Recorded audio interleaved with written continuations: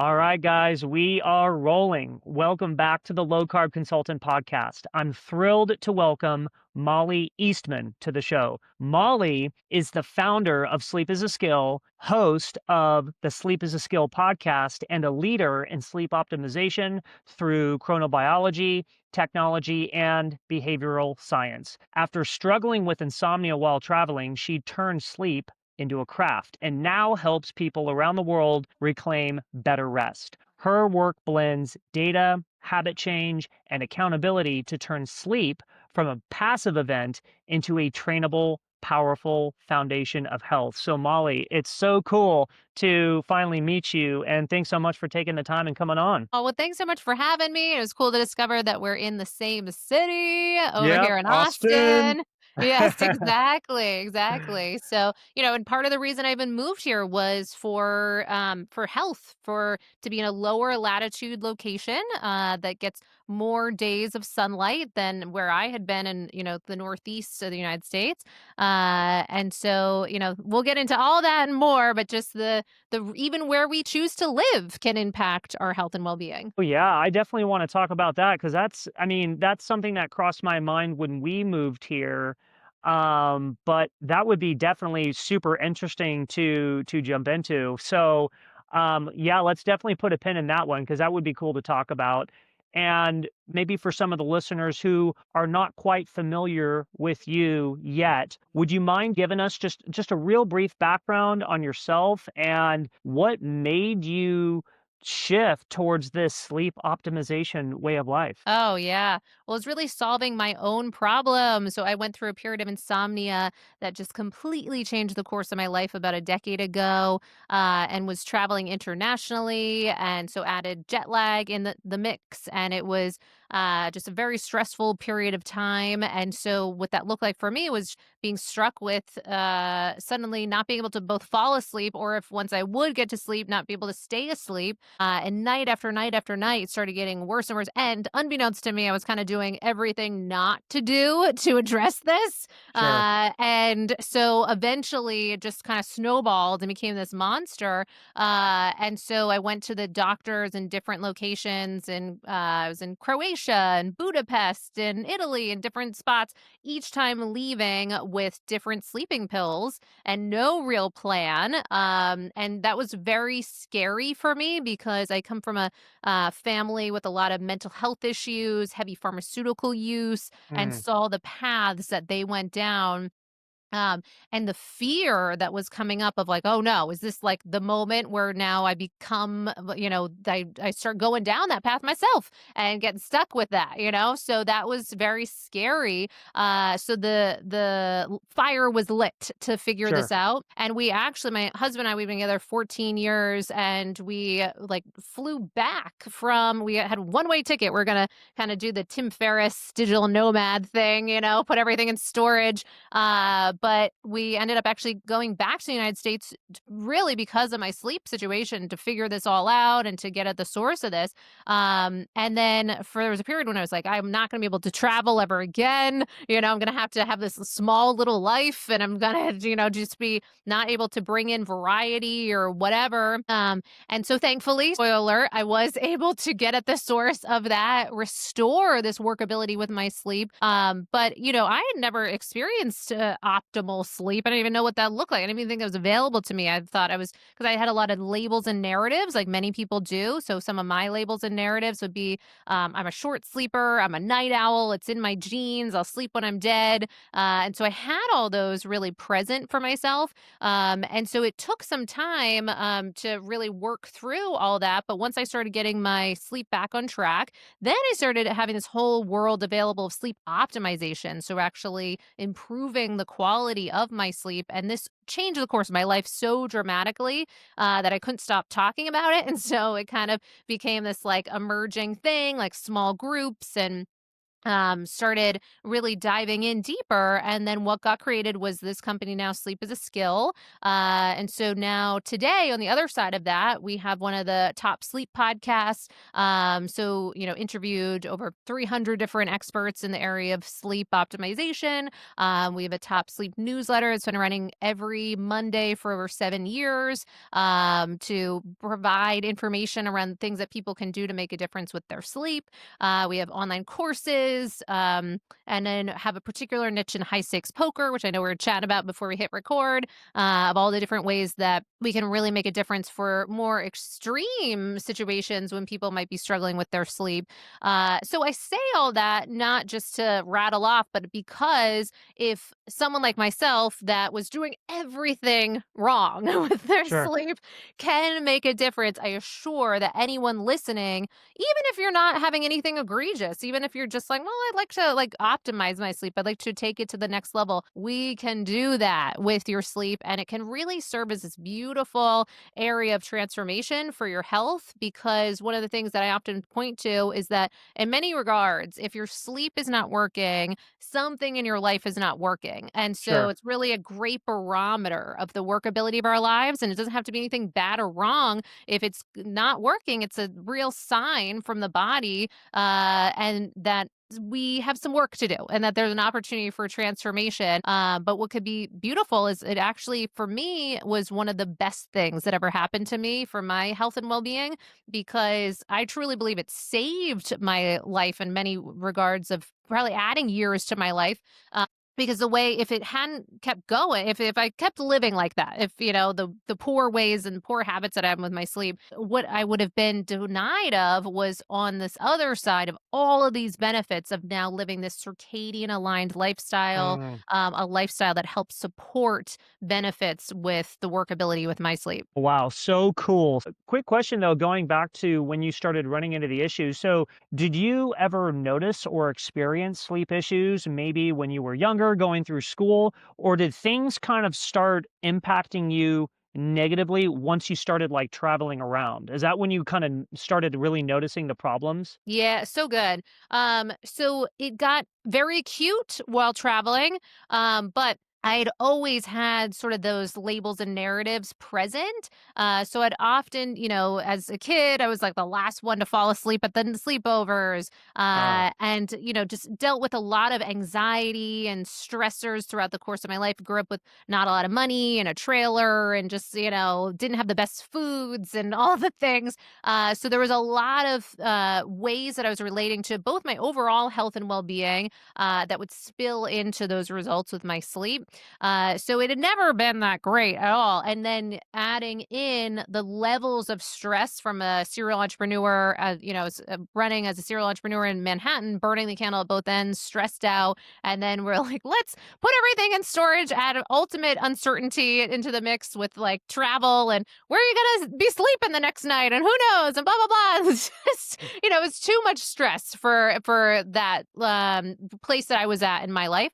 sure. And so it culminated with a more acute experience. But to answer your question, yeah, I had totally had periods of my life where there would be, difficulty in falling asleep, difficulty, more wake ups than I was used to, all these times where sleep wasn't as great, but it had never been that sustained and augmented until that period. Interesting. Yeah, and I'm assuming too, like, so it sounds like there was a buildup there of just like poor sleep over the course of your life. And then once you started traveling around, lack of sleep comes with that already, jet lag, it just kind Yeah. of built to a point where it just kind of like overflowed and you're like, oh no, now I've got some problems. Exactly. Now I got Yeah, some problems, 100%. Yeah, and that's the thing. And sleep, when we talk about insomnia, because mine was kind of a period of insomnia. Insomnia is a difficulty falling asleep or staying asleep, and particularly when it reaches extended and goes into more of either acute periods where it's really pronounced, or chronic periods when it's just sustained.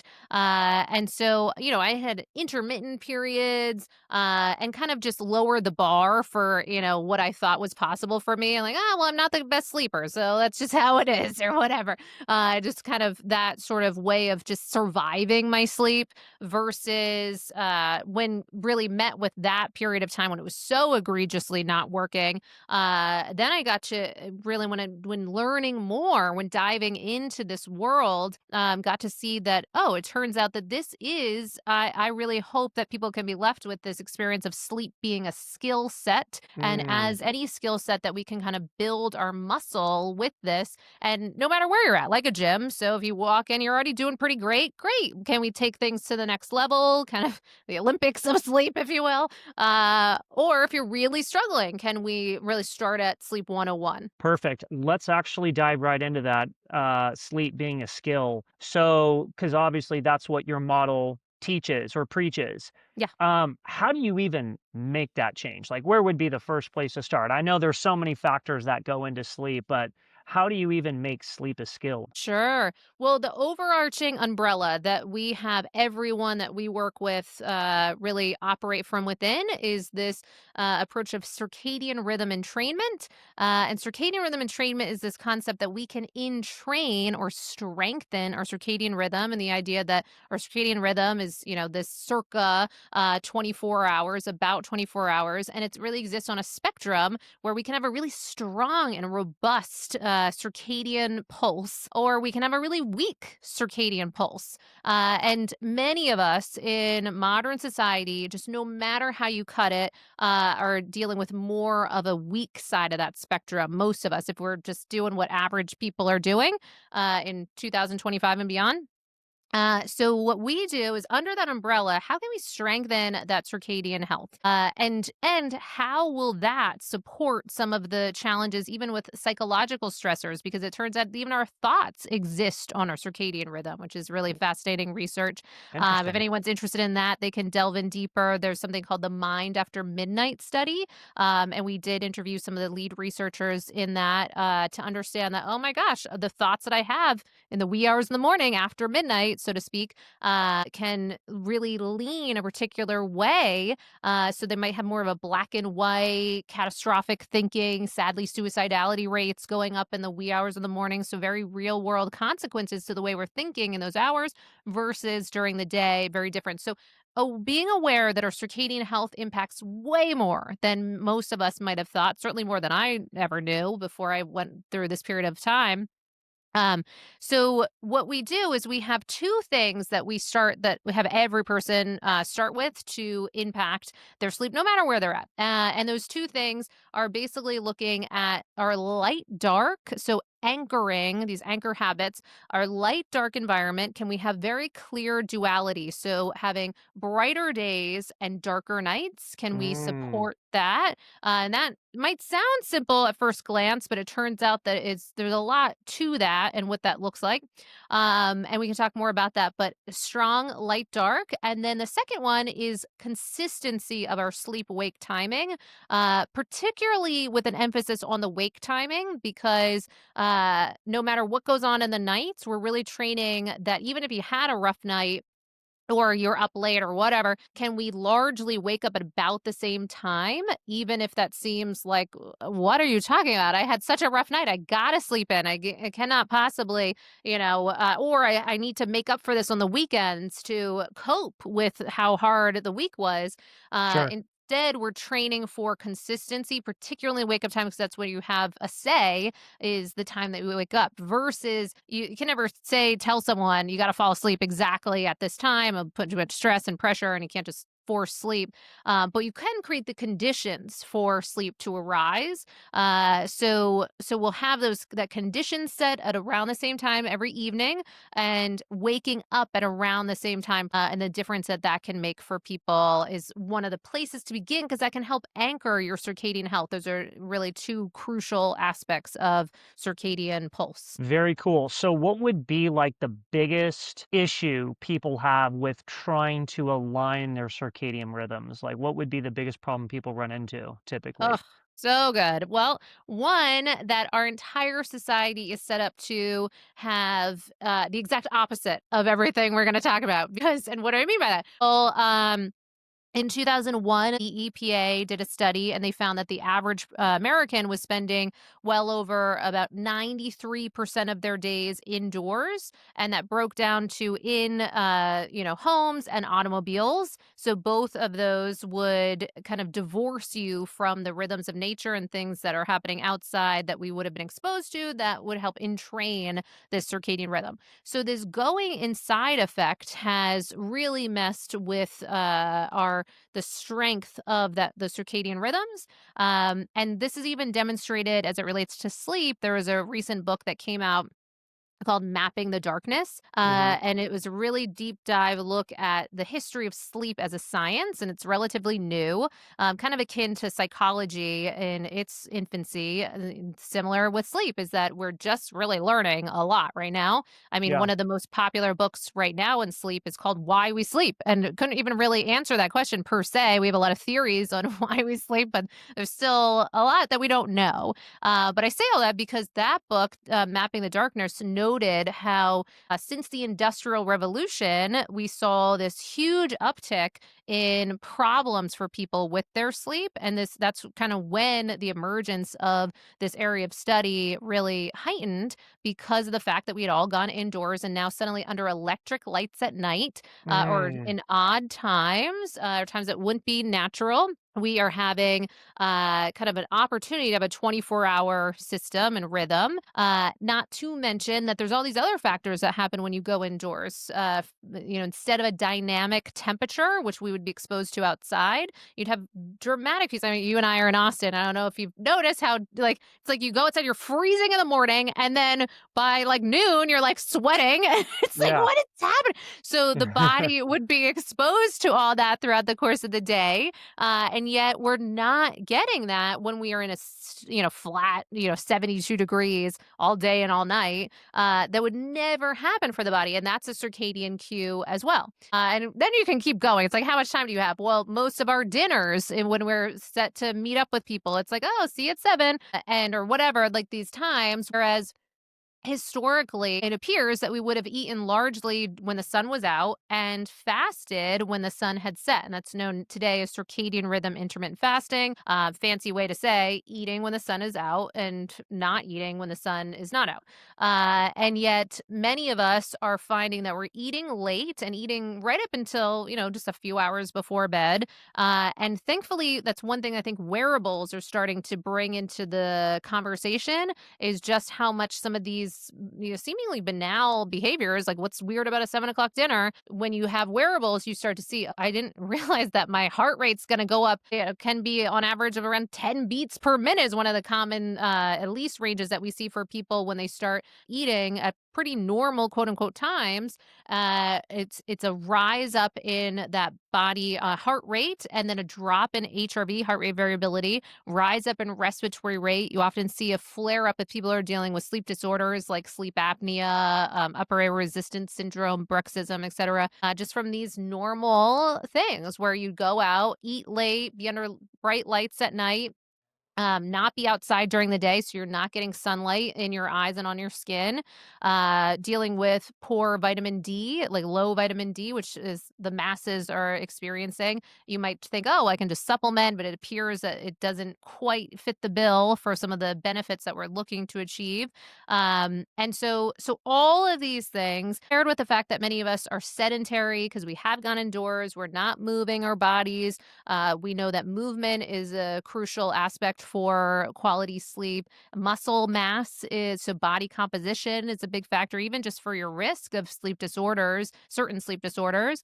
And so the list kind of keeps going. Not to Yeah. mention things like chronopharmacology, the timing of our drugs, and our drugs can be as basic as like caffeine, alcohol, THC, or could go up to our prescription medications or supplements or even psychedelic elements in modern society as well. So there's a lot there. Yeah, so it sounds like to me, basically, everything in our modern society, just the way we live, our environment, is working against our ability to sleep effectively and efficiently. Yeah. Yeah. Yeah. Exactly. You're exactly right. Oh, man, that's kinda depressing because, like you just laid out, there's just so many factors that we have to take into consideration. Yeah, that's But wild. Well, and just to I hope in case anyone's like, "Oh god, I might as well turn off this podcast right now. I can't even compete." So instead, I will hope that we can be left with, the knowledge that one, knowledge is power. So as people are starting to kind of wake up to this difference, we already see in masses the difference in generational impacts. We're seeing literally just it was like on something very mainstream, like Today Show or something, where they're talking about early dinners becoming more in vogue. We're seeing whether younger generations are drinking less alcohol. We're just seeing a lot of the more this information gets out, and we can get out information out faster than ever before. And so the more we discuss some of these things, we start to see this shifting of from a societal perspective, and then there's this beautiful opportunity for this to become a bit more of a natural way of life, so that it could be supportive, so that we get to experience better quality sleep, wake up feeling better, and as a group that we're all kind of doing it, kind of group think is a real effect. So if we can leverage it to our benefit, that could be great. Yeah, I had another kind of a weird question here, maybe for you on the topic of just like our environment and sleep. Because obviously, they say we need anywhere between 7 to 8 hours ish of sleep.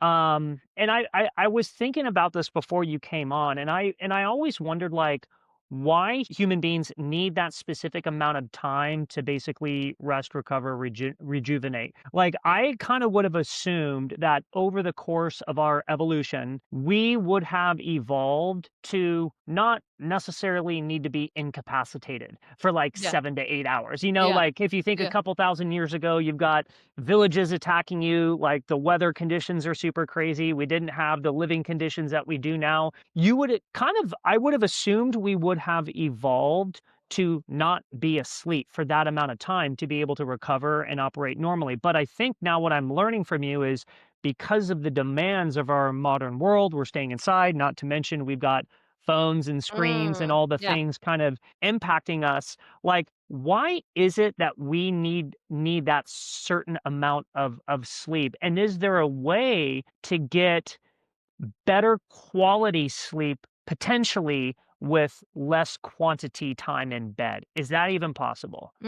So good. Such good questions. Well, so for a couple things. One, we'll see different periods of our lives will result in different recommended amounts of time. So certainly for kids and teenagers needing more sleep. And then as Yeah, healthy adults, the recommendation currently is between 7 to 9 hours. And then as we get older, we might see that, post kind of retirement age and what have you, we might see a little bit less than that. So a little bit sometimes gleaning towards like the 6 to 8 hours or so. But that's just a tendency. There's questions of is that habitual? Is there other things at play? Is that a poor health decline? Are there things that we could do to stave that off?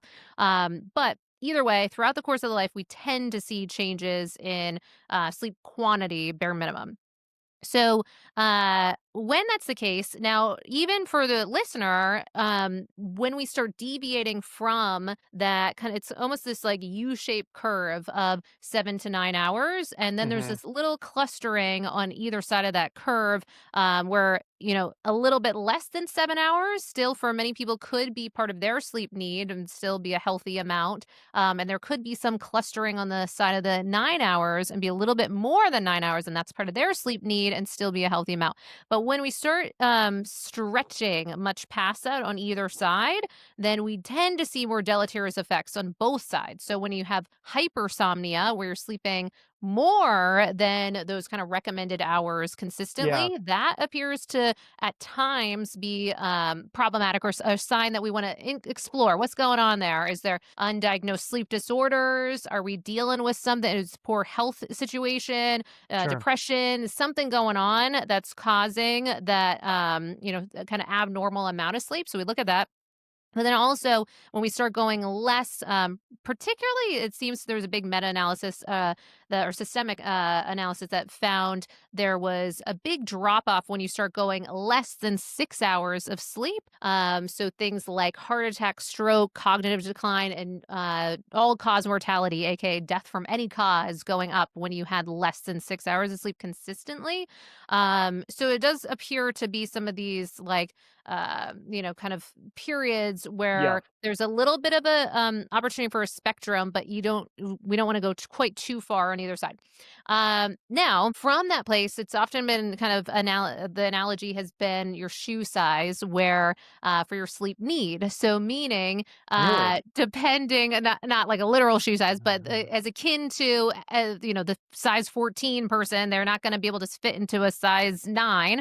The same rules apply with sleep needs as part of the thinking, that for some people, they might have a more of a sleep need of right around 7 hours. And then this other person might need 8.5 hours consistently. And that sleep need is part of the journey of us discovering what is our sleep need when we're doing a lot of these things that we're hitting on before that are aligned with the rhythms of nature. Because most people that come my way, they don't even know what their sleep need is. And many people don't know what their sleep need is because they're doing all of these compensating acts or these things that are hitting at the quality of their sleep. So they might have periods of time where their sleep stinks and they're not getting a ton of it. And then they've, like, the weekends come, they get 10 hours or whatever. So, how do you equate what the amount is that they actually require? So what we tend to do is take all of those components of that we're hitting on, right? With you start with what your average is now. So say if your average is whatever, 7 hours, then right then we're starting to for most people compress that window to a certain extent so that they're not spending hours and hours, especially if people are dealing with insomnia. And that was something that I did, was you would try to spend more time in bed thinking that that was like something intelligent that you would be doing to get Yeah. more sleep. Because, well, certainly if I spend more time, I must be able to get more sleep. It turns out to be the opposite commonly. So you figure out your current sleep amount that you're having, and then you tend to just give yourself a little bit of a buffer time so that you have that sleep opportunity that you do each night. So once we get your sleep efficiency up, and sleep efficiency is amount of time that you're spending in bed that you are not awake during. Mm. So clinical range for that you're aiming for is at least around 85%. But then from an optimization standpoint, we're looking to get a little bit up even beyond over time, to high 80s, low 90s is kind of what we're often going for.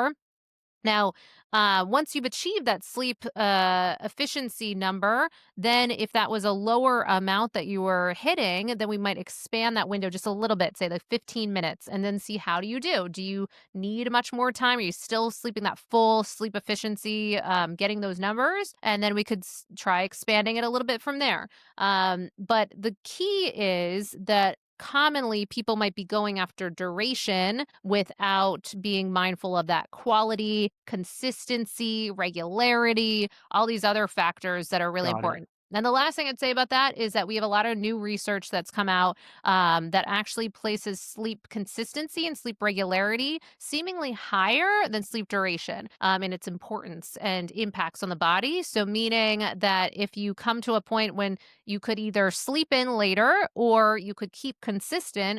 Most of the time, we actually want to be aiming for consistent as the choice so that we keep getting up at our 7 a.m. or whatever. So can the demands, because one thing that popped up into my mind when you were talking about like the shoe size kind of comparison or a Yeah. shoe size analogy. So like the demands of like, let's say like an elite athlete, like LeBron James. Yeah. I have heard stories about him like sleeping like 10, 11, or 12 hours. Yes. Now could that be because of the size of human beings, like the amount of energy expenditure, like he's an elite professional athlete, will that dictate him needing to be basically in bed or asleep for longer than just like a normal person? I'm assuming Yeah. it would. Yeah, absolutely. So, and that would go into almost like kind of seasons of life or acute periods of time. So, say a pregnant woman often the shoe size shifts during that period of time or what have you. Uh, yeah, So during these times, and not married to the shoe size analogy, but to putting that component where we might have periods of time where we need to the body requires more sleep, and that also applies to psychologically too. So of course physiologically is such a great call out, and also seemingly psychologically too. So say if there's a death or a big change in your life, like you lost a job or whatever, that we see that the type of sleep that we often get. The body is so brilliant in its knowledge and acquisition of the type of sleep that you need. So, meaning that if you're grappling with something really from a psychological aspect, then we might see shifts in the amount of REM that you're getting. You can almost think of REM as like kind of your inner Mm. therapist. So then that might go up, or if you are Olympian and you're putting huge demands on your body, then we might see deep sleep kind of oscillate, because deep sleep being that repair mechanism, that human growth hormone, all of those benefits to work through such large demands on the physical body. It just made me think of that Iron Cowboy. I don't know if you saw him. So he famously had run. What was it? Iron Man, I believe, like 100 times in a row Oh, every day. Did you see this? yeah, I've heard about this guy. Yes. Yeah, Yeah. and so they tracked him using a biostrap. And different doctors would be tracking his progress every single day. So to put such massive demands on the body, a freaking Iron Man or what have you, every single day for over, and I think he just for kicks he did it 101 days or something nuts. But so to do that every single day, you would see the hit on his body, on his HRV, on his heart rate, and then also what the body would do and the types of sleep it would go after to try to grapple with this. So absolutely, we tend to see that and that's one of the reasons why wearables can be problematic too, because sometimes people say, well, I want to get my perfect whatever. Yeah. 20% deep sleep, 25% REM or what have you. And the body doesn't always work like that. Like there are Yeah. different times where you had a killer workout and you did all this stuff today, so you might need more of a particular amount of things that night, and then less of some of the breakdown on the subsequent nights. And so that's another cool aspect of sleep, is the type of sleep you're getting tonight is not just dependent on today. It's dependent often on days in advance.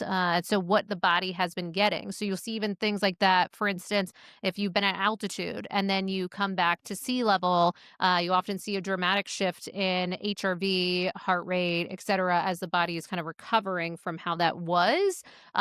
Same if you've been, say, another great example of that is something known as REM rebound. So that often can happen in certain situations, but particularly known to be around THC. So if you're having a lot of THC night after night after night and night, and so it tends to suppress REM. So then when you stop having THC or, start weaning off, you tend to have a REM rebound effect. And so during that, that's a demonstration of if the body's been deprived of something for an extended period of time, once it has the opportunity to get that thing, then it goes after it greedily to Mm. try to help support you and make up for that lost opportunity. So it sounds like to me, human beings will go through periods where based off like what's going on in their life. If they're an elite athlete in the middle of a basketball season, like LeBron James, is he in the playoffs or whatever, he might need more sleep. Like a female may be going through a certain period of her cycle Yeah, where she might need more sleep, or someone that's dealing with like a traumatic psychological event, like someone sure. got in a car accident or Yes. whatever, they're stressing out.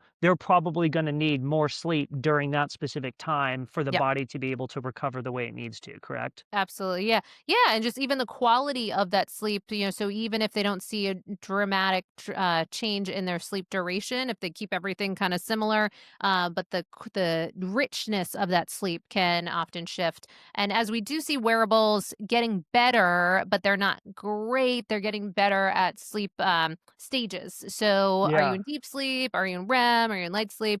A lot of people for many years have been making like major life choices off of some of the things that they see on those sleep stages, but I definitely urge against that. And yet, I will say that in recent years, they've gotten a lot better.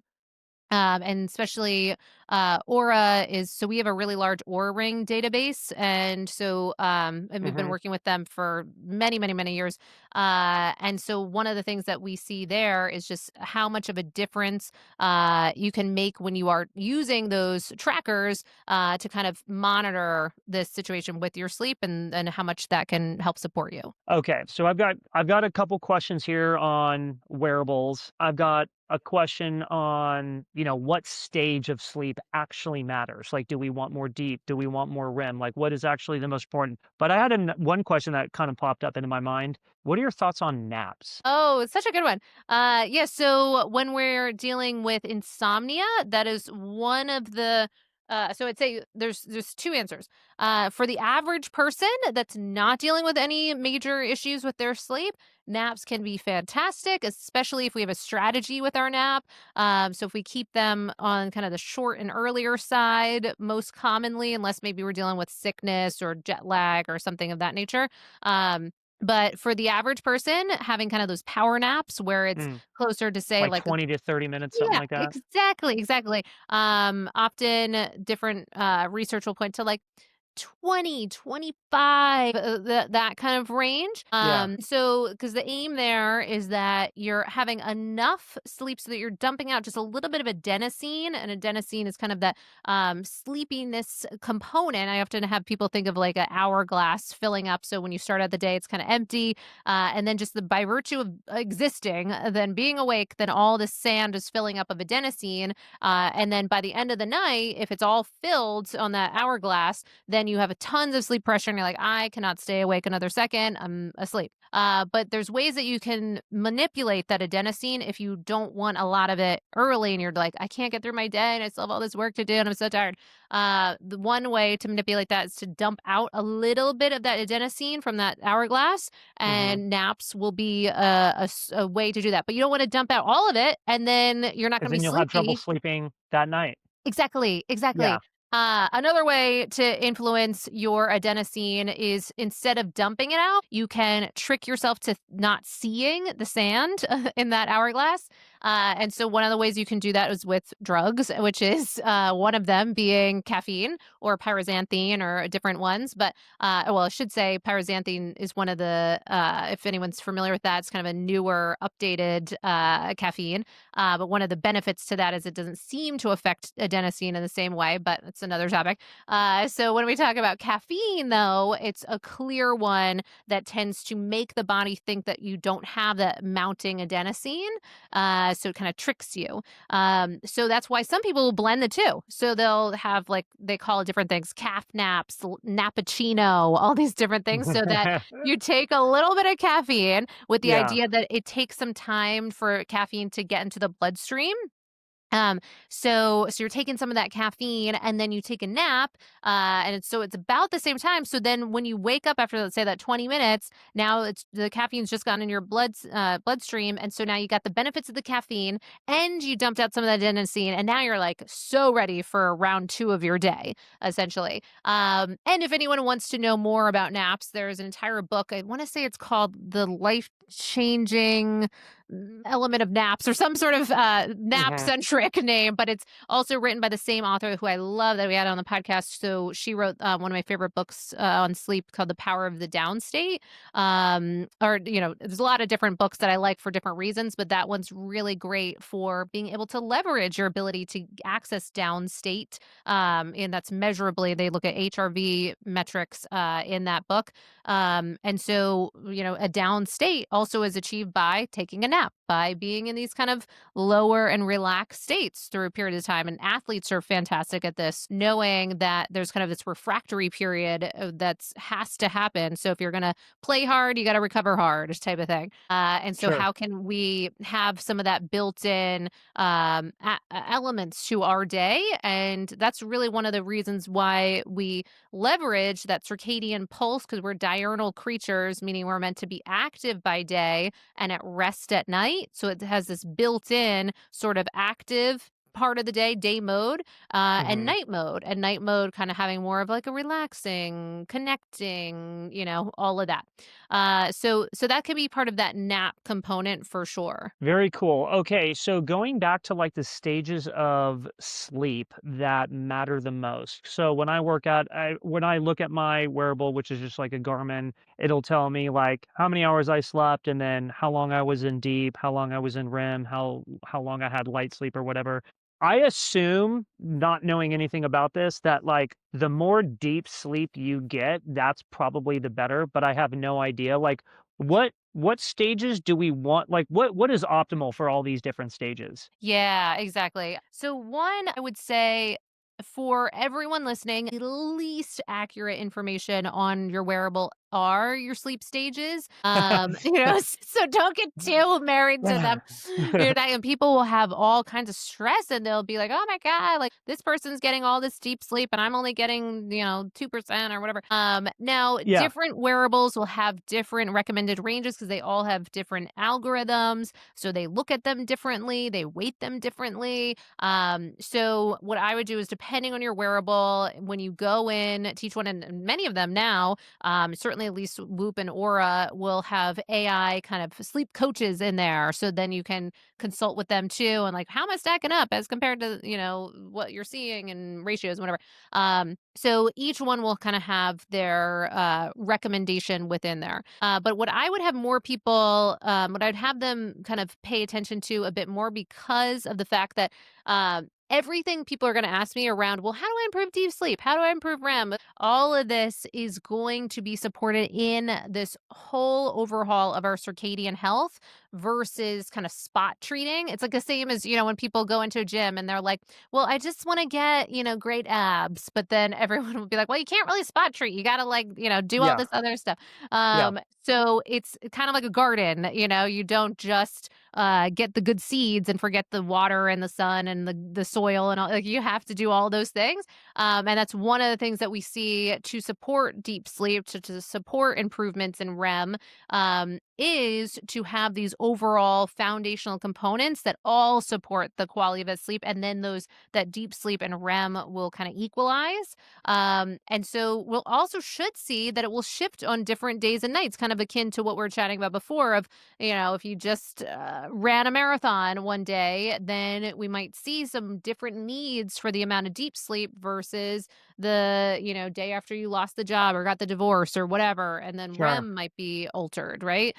So that's why one of the things that I don't love about and I love wearables, but I don't love that sometimes people can get themselves stressed when it's not looking exactly akin every single day, but the body would never do that. Like the same way you're not starving, for having this crazy hunger every single day at like egregiously. Some days you're a little less hungry. Some days you're a little more. You might have a bigger meal some days, less the next day. And that's kind of what's going on with sleep as well. Okay, so maybe a two-part question here for you then. So when it comes to the wearables, what are the metrics that truly matter? Like when you're looking at the data from them, like what do we actually really need to care about? Yeah. And then behind that question, like what what wearable would you ultimately recommend? Because I know there's the watches, there's like the Aura Ring, all those types of things. What would you say to that? Yeah, great question. So one, I would say, as far as the metrics to be most cued in on, one would be around consistency. So all markers of consistency, Okay. because for the most part, wearables tend to be pretty good at are you asleep or are you awake? Usually, kind of the low 90s as far as their accuracy there. So they're going to make mistakes periodically, but they're still going to get a pretty good job of the basic amounts of how much sleep you're getting and when you're getting that. So we really want to see a pretty flat line across the board, 7 days a week on the times that you're especially waking up. And then pretty flat on the Got bedtime it. as well. So what we see with that is you can have a little bit of deviation of maybe one night you're not as tired, so you go to bed a little bit later, but usually it's swinging like we're talking half an hour or so once we really get things dialed in. And Mhm. same rules on the wake up time. Now, and of course, there's things are going to happen and whatever, but if we can have those largely consistent, but then also with that sleep efficiency, are we having a situation where you're largely hitting, say, that 85 high, and then maybe moving in as we do more optimization strategies? Can we get things to kind of high 80s, low 90s for your sleep efficiency? And that's the one that people are really annoyed with when it's not working. So when they're having lower numbers, kind of sub 85, that's when they're often more frustrated with their sleep because they're spending all this time awake in bed. And Sure. so that, of course, is like a very important metric just for ease of the mental health aspect of things and not getting annoyed or frustrated or angry with your sleep results. So that one's key. Then also these metrics of your nervous system. And so those are demonstrated with things like your heart rate, your respiratory rate, your HRV, and body temperature. And then some of them also bring in blood oxygen as well. But when you're looking at something, say like HRV, heart rate variability, it's known as a metric of recovery and demonstrating how well you're able to recover second to second to second. And so what's really powerful about that is it's if sleep is a activity of recovery, then it makes sense that HRV could be a great proxy of how well are you being able to recover, an Mm, understanding of your nervous system and where things are at, but also a gentle look at this number because it does have variability in the title. It is meant to go up. It is meant to go down. But just seeing the trends of what's at play and then noticing if you're starting to deviate from that for an extended period of time. Are we starting to drop quite a bit over a long stretch? And that could be a signal for us that our nervous system is sort of under, taxed a bit. So those can all be big ones. And then also, what I love is that these wearables are looking at daytime metrics as well now. So we might see how a kind of our stress load throughout the day. As long as we're not getting stressed by the stress metrics, that one is can be helpful to see how we're managing things throughout the day, how much movement we're getting throughout the day, when we're getting that movement, because mhm. all those things play such a huge role in our results with our sleep. Now, things like Aura, they just dropped something insane, around like 75 million to partner up with Dexcom to be able to display glucose measurements over with your wearable data. And Oh, wow. what's powerful about that is it really demonstrates the profound impact of your metabolic health and your sleep health. And I think it's really starting to paint the picture of how much those things play together. If you're dealing with difficulty falling asleep, staying asleep, how is our glucose insulin relationship and what is that looking like on the ground? So that would answer your question around like which one. I Yeah. still am kind of more aura-centric right now from a sleep perspective, and those beautiful things that can happen with all these wearables for different reasons. But for sleep, still tend to go with Aura, and then also with that overlaying of glucose. My next close second would be Whoop, and both of them are doing wonderful jobs. And Whoop is doing amazing stuff with getting out data and helping for us to understand and make sense of all this information. And some of their studies are fascinating, landing in really prestigious journals. Like they have a fascinating one that came out around exercise timing and how it correlates with your sleep and landed in Nature. Really, all these wearables. Can serve to really make such a difference for our understanding of health and well-being because we're getting such mass amounts of data and the breadth of that data to kind of make sense of this thing that we do a third of our lives, which is sleep. On average, 26 years are spent asleep in our lives, and yet we're only just really starting to learn a lot about it. Wow, that's really crazy when you break that out and you say it like that. At an average of 26 years we spend asleep. That's kind of Yeah. wild to think Right. about. Before I know we're getting close to time here, I had some questions on supplements. Like, what are your thoughts on nutritional supplements to help fall asleep? Nothing like maybe pharmaceutical, but like, what would you say are the best supplements for falling asleep, staying asleep, getting more restful sleep? Yeah, good question. I feel like people will not love my answer on this one where it's and I was there when I was struggling with my sleep. I just wanted the pill, the thing that would like fix me, Sure. and desperately, desperately. And the kind of bad news insight in what I have seen after, years and years, especially with so many people using these wearables, and we got tons of people on our dashboard with Oura Ring.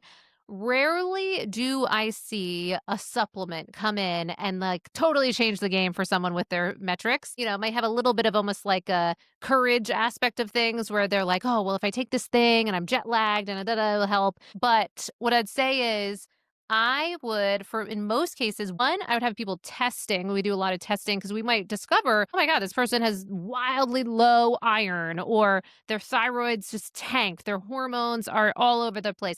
Their copper, their iodine levels, all of these things that could be playing a role with their sleep that we can just so clearly see is impacting things. So for in that case, then we would be supplementing specifically or making some dietary changes. And all of those things can be very clear. But what I'd love to do is more target for that individual, because rarely do I see just like this blanket magic thing that makes such a difference across the board. But also, when often we think of supplements and sleep, we think of melatonin as one of the top ones. Yeah. But what I would say is that I think we have no idea what we're doing to our melatonin, our natural melatonin reserves, just by simply of the way the average most of us live. Well, by staying indoors, indoor environment throughout the course of the day on average is sub 1,000 lux, and many people sub 500 lux.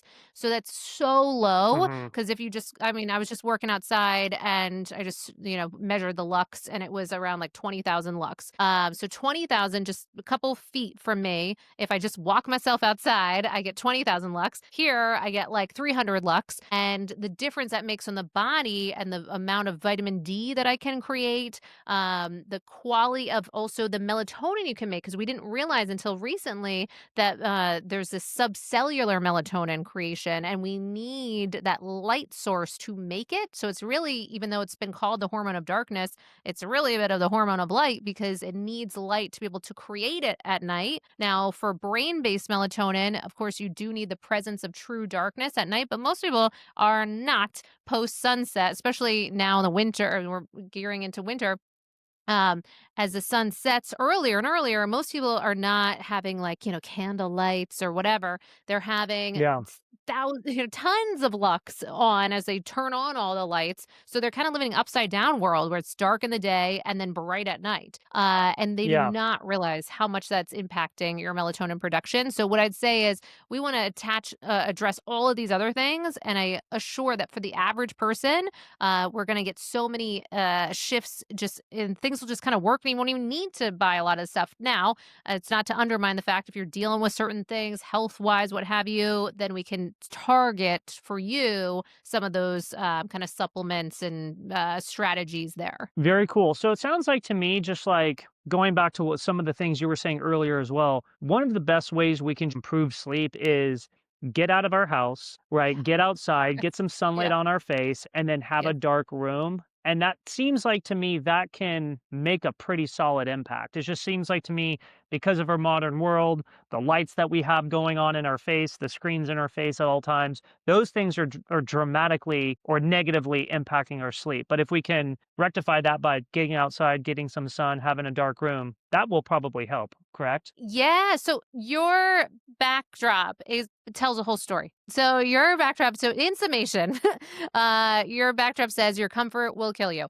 Yes, Yeah. yes, yes, especially as it relates to sleep. So how does that look? Well, one, it's at first glance a short-term gain of sitting inside is that, well, it's comfortable in here. It's like nice temperature. The lighting is working for me. It's not glaring at me. It's not like annoying. So I'm just, everything's kind of static. It's all comfortable. But the short-term Yeah. gains, there's a lot of long-term hits by not getting uncomfortable. I just before this was on a podcast around contrast therapy and, cold therapy and heat therapies and what that can do for our health and well-being and for sleep and mitochondrial health and what have you. So the power of getting both a little bit uncomfortable and markedly uncomfortable by being in these elements help set up a container for improved overall health, because we are meant to have those little bits of stressors so that we can come back to balance. And then when you have a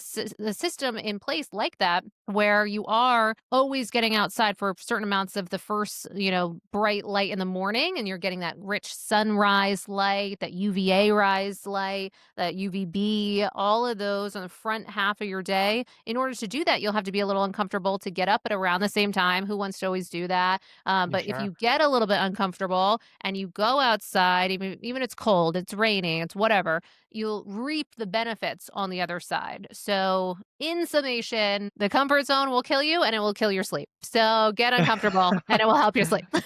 I love it. All right, Yeah, that's great advice, and a good takeaway.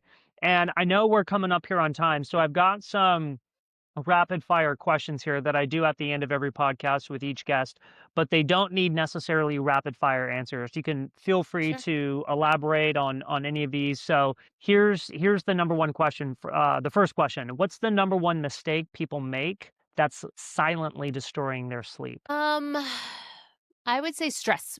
Despite all of that, we're talking about the light and all those things will help support your results with your sleep. Because if you're this indoor creature, you're not getting dopamine, serotonin. We're meant to be addicted to the sun, and we're meant to kind of have the feel good cascade of benefits that tend to happen when we have that circadian aligned, nature filled lifestyle. And I think, but if we're operating from a place that something's wrong and I got to fix it. And sometimes even the health community, as someone that's been in the health community for a long time, can be its own problem because then they're like, oh my God, well, now there's mold and I got to have these macros and I got to get all of that, and we can get ourselves really stressed Sure. out. And so I think, Yeah. helping to support, how can we have to prioritize whatever health or well-being, etc. But then also know ourselves as resilient and find ways to know that the body is safe and that all is well. And part of these things that we talked about today will help support that because oddly, safety signals to the body tend to be connection to nature, tend to be consistency of our timing each day and night, tend to be getting the same, types of timing of your meals, tend to be that you're, kind of moving your body. All of those things are safety signals as well. Very cool. Okay, so if someone wanted to fix their sleep starting tonight, what are maybe the top 3 to 5 things that they can do before bed? Yeah, absolutely. So I would say before bed, stop eating. So a lot of people are eating later. And what I would say is, Whoop had, I don't think it's out yet, but they've alluded to a study where they looked at people having their last bite of food 2 hours before bed, last bite of food 4 hours before bed, and it appeared that overwhelmingly the 4 hour before bed group was like far outperforming in their sleep results. And we see that all the time with wearables where heart rate goes markedly down, HRV improves, quality of that sleep, deep sleep, body temperature going down, all these positive indicators when you move that last bit of food earlier, often 4 hours or more before bed. And so Oh, wow. yeah, I think a lot of people now, of course, the mainstream kind of approach is say like 2 to 3 hours. But what we're often seeing with wearables is especially not only flare ups in all those things that I just mentioned with your sleep, but also things like sleep apnea. So struggling to breathe throughout the course of the night, all getting activated and impacted when you eat later. So the eating later piece, dimming the lights, use the My Circadian app because you can measure the lux in your environment and you can see we want to get it like double digits in a lot of your evening and ideally below 10 lux in your evening leading up to sleep. And so you're fasting, you're in a dark environment, you're turning down the temperature in your space, making it much cooler than most people do, between 60 to 67 degrees Fahrenheit while sleeping is part of the recommendation from the Sleep Foundation. So many people are not getting that low. Um, and then if you can sleep cold, like cooler than many people are, with say like a chili pad or eight sleep Yeah. or what have you, those can make a big difference. But also doing something that's relaxing and joyful and not a lot of novelty right before bed, because you're looking to not have a lot of new things that get the brain all going. And that's just in the, say like 90 minutes before bed. Okay, good to know. Perfect. What's one healthy habit people think improves sleep, but actually makes it worse? Mm. Um, I would say the kind of sleeping in or making up for, the rough night by or the weekend where they're gonna kind of catch up on lost sleep and all of that, Sure. definitely makes it a lot worse over time. It can actually cause a lot of problems in the long run. And also, by the way, thinking you need to get 8, 9 hours if you're a 7 hour person, that can be really problematic. There's a really damaging kind of myth that was circulating on social media for a while where they're saying women need 10 hours of sleep, which is really frustrating because that is just not true. And there's no research to support that. And maybe some people might need, if you need 10 hours, great, then support that. But to say that all women need that is really, really a problem because then that can create its own sleep anxiety. So thinking that you need to get some sort of elusive magical number outside of the bounds of what we know for you individually, because there's that bio individuality. Very cool. Okay. Last question. What's one thing you wish everyone knew about how light exposure affects energy, mood, and sleep quality? That light can change your life. Absolutely is one. I mean, when I was going through my period of insomnia, had lived in Manhattan beforehand. Had no idea when the sun would rise, when the sun would set. Was just like, oh, I'm in a the Big Apple, like 24-hour lifestyle. Yeah. And so it's like just thinking that you can kind of cheat nature is just not real. And we are designed to be aligned with those things. And so when we live outside of those, then your body will tell you and demonstrate in certain ways it's just not workable. It's not sustainable. And we see that with night shift workers, unfortunately. And we're so grateful for them. They make such a difference. They're so important to our society. And yet, if we see, especially for employers that have rotating shift workers, it's like one of the worst things that they could do for people. So the more we can support people to have, at least if you're working a shift work, that you're consistent with that, so that you make that a lifestyle, that could be supportive. But I'm saying all that because it demonstrates we see very clear effects with night shift workers. So anytime you're living outside the normal bounds of light dark, then we see all kinds of health elements go awry. So the last thing I'll say is to demonstrate that, we see that there was a scientific consensus that came out just a few years ago with around like 200, almost 50 circadian scientists referencing nearly 2,700 peer-reviewed publications. And they're all calling for warning labels on light bulbs when used at night, citing fertility issues, citing mental health issues, diabetes, heart disease, and also, of course, our sleep wake impacts. So, all kinds of far reaching things in our health and well being, just simply from the basic use of a plain old light bulb at night, having no idea just how much that's impacting our health and well being.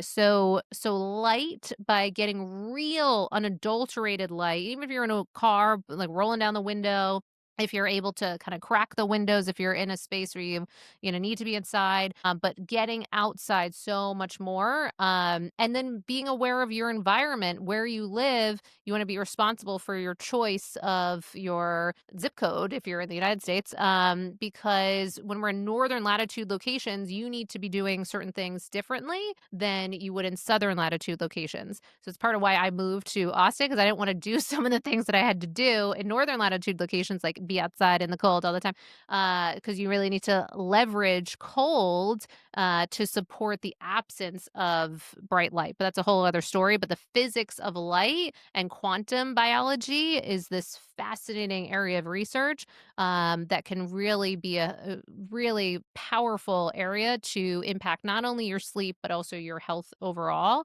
So if my lasting kind of message on the light thing, um, is that that can be such a gateway drug to understanding just how much living in alignment with the rhythms of nature, not from like a woo Mm. perspective, but biological hardwired perspective, can completely change the course of your life. I was convinced that I was an extreme night owl, and that's just how it was for me. But once I started learning these things and then living in alignment through its nature, I wake up with the sun every single day, and it's like one of my favorite times of the day. And you could have, if you went into time machine 14 and went back a decade ago and told me that, I'd be like, "You are insane. That is not possible. I'm chronotype super night owl." Like, and so we need to be aware. And it's not to say that there's not a genetic drift and certain tendencies, because that's appears to be there. But I think we don't realize how much our environment is massively impacting our health and well-being. Wow, so well said. So it seems like to me, and it seems like maybe the overarching theme that I'm kind of taking away from this podcast is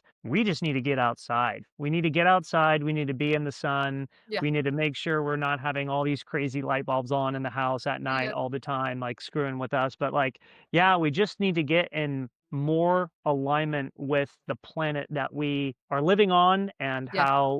that we've evolved on. And it seems like to me some of these modern technologies are basically taking us further away from that. That's probably impacting sleep and most likely a bunch of other things. We need to move back towards that for optimal health and sleep. Yes, and true to your backdrop, get uncomfortable in the process, because people like Yeah. might like the idea at first glance, but then all until it's raining when they wake up and they're like, screw this idea. So if we can just still bring that commitment, still be our word, still get outside, get uncomfortable, then we can reap a lot of rewards on the other side. So well said. So well said. Anything new coming up for you, Molly? Great question. Well, one, I'm going to be in the new year having a whole new cohort launch. So we're going to be bringing people through our programs around circadian health, and then kind of infusing wearable data throughout that whole process. So that's going to be happening. Working on a book in the process. Oh, cool. Um, yeah, and then I think what's exciting too is just different ways we can get out more of this information for people. So we're working with more corporations and startups and ways that we can kind of infiltrate to get this message out, so that we can start getting it out in the ether, and then we don't have to have it be such a kind of fringe conversation, and it becomes more of the norm. Very cool. And then where can people find you online, Molly, get in contact with you, work with you, whatever the case is? Sure, yeah. At sleepisaskill.com, they can take a sleep assessment. They can sign up for our newsletter. They can listen to our podcast, be a part of our upcoming cohort, get sleep audits. So we do wearable audits of your, particularly a lot with Oura Ring, but also we do some with Whoop. And then we also work one-on-one for people if they're really struggling, want that additional hands-on support too. Very cool. Well, I honestly, Molly, like I learned a lot. This was really freaking awesome. I appreciate you Yay. taking the time, coming on here, dropping all the knowledge. So thanks so much for coming Yeah. on here, and thank you guys for listening to the Low Carb Consultant podcast. We'll catch you guys on the next one. Oh, thank you so much for having me. Appreciate it. You got it. Take care, guys.